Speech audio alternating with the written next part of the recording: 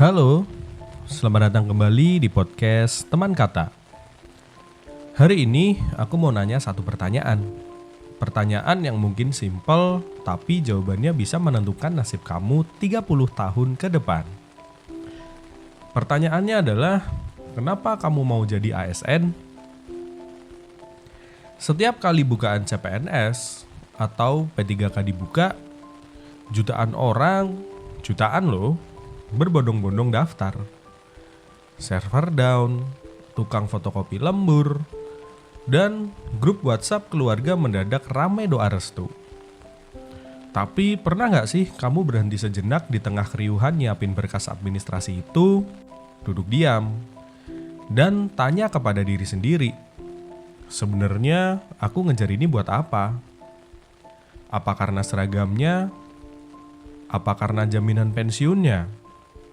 Apa karena biar kamu jadi mantu idaman mertua? Hari ini kita mau kupas tuntas motivasi ini. Bukan buat ngejudge, tapi buat membedah. Apakah alasan kamu cukup kuat buat bertahan nanti? Mari kita mulai dari alasan yang paling jujur, paling manusiawi, dan seringkali kita malu ngakuinnya, yaitu keamanan. Kita hidup di tahun 2025. Dunia lagi nggak baik-baik aja. Kita lihat berita, layoff di mana-mana. AI makin pinter, menggantikan pekerjaan manusia. Resesi ekonomi datang dan pergi kayak tamu nggak diundang. Di tengah badai ketidakpastian ini, menjadi ASN itu kayak nemu bunker anti nuklir. Gaji cair pasti tanggal 1, tunjangan ada, pensiun dijamin negara. Nggak akan di PHK kecuali kamu bikin kesalahan fatal. Dan aku mau bilang, itu alasan yang valid. Jangan pernah merasa bersalah kalau alasan utama kamu adalah aku butuh makan dan aku butuh rasa aman. Maslow bilang, kebutuhan dasar manusia itu keamanan. Wajar kalau kamu cari kerjaan yang bikin kamu bisa tidur nyenyak tanpa takut besok perusahaan gulung tikar. Kalau motivasi kamu adalah kestabilan ekonomi buat keluarga, itu mulia. Itu bentuk tanggung jawab. Tapi hati-hati. Kalau keamanan adalah satu-satunya alasan kamu bakal masuk ke fase berbahaya begitu kamu dapat NIP atau nomor induk pegawai. Kenapa? Karena aman itu membosankan. Kalau kamu cuma cari aman, kamu bakal terjebak di zona nyaman yang mematikan. Kamu bakal jadi ASN yang datang jam 8, pulang jam 4, dan gak peduli sama output. Yang penting aman.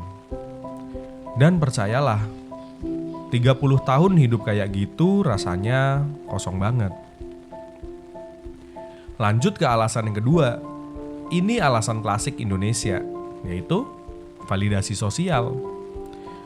Jujur aja, di mata sebagian besar orang tua kita, profesi lain, mau kamu konten kreator gaji 2 digit, mau kamu freelancer sukses, tetap kalah sama yang pakai seragam korpri.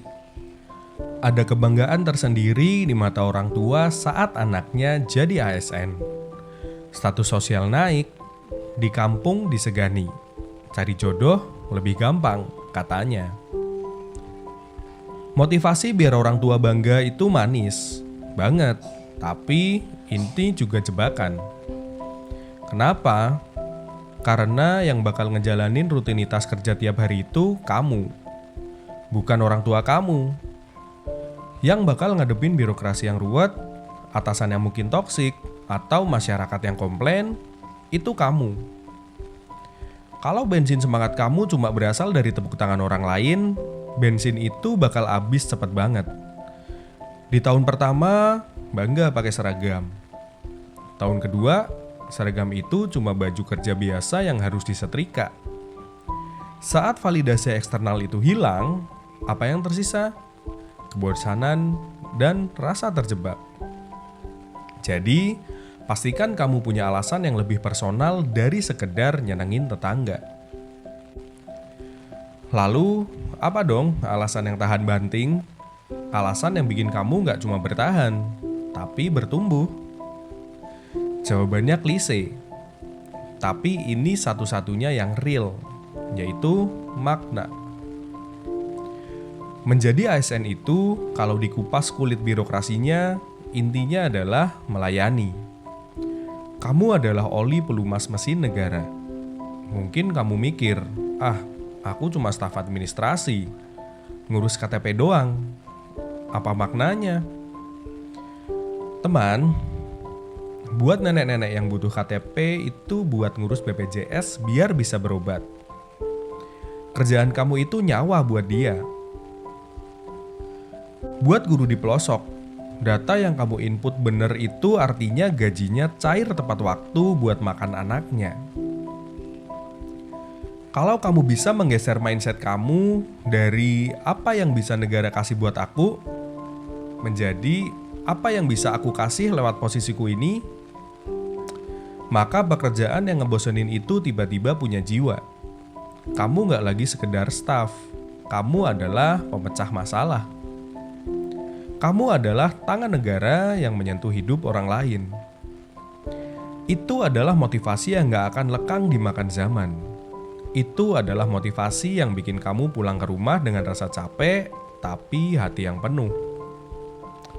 Jadi, buat kamu yang sekarang lagi berjuang tes atau yang baru aja lulus, coba cek lagi niatnya. Gak apa-apa kalau hari ini niatnya masih cari aman. Gak apa-apa kalau niatnya biar mama seneng. Itu manusiawi. Tapi berjanjilah satu hal sama diri sendiri.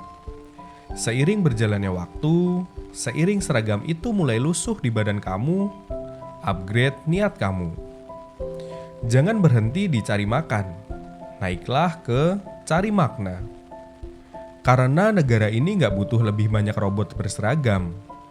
Negara ini butuh manusia-manusia yang peduli, yang bekerja dengan hati, dan yang tahu persis kenapa mereka ada di sana.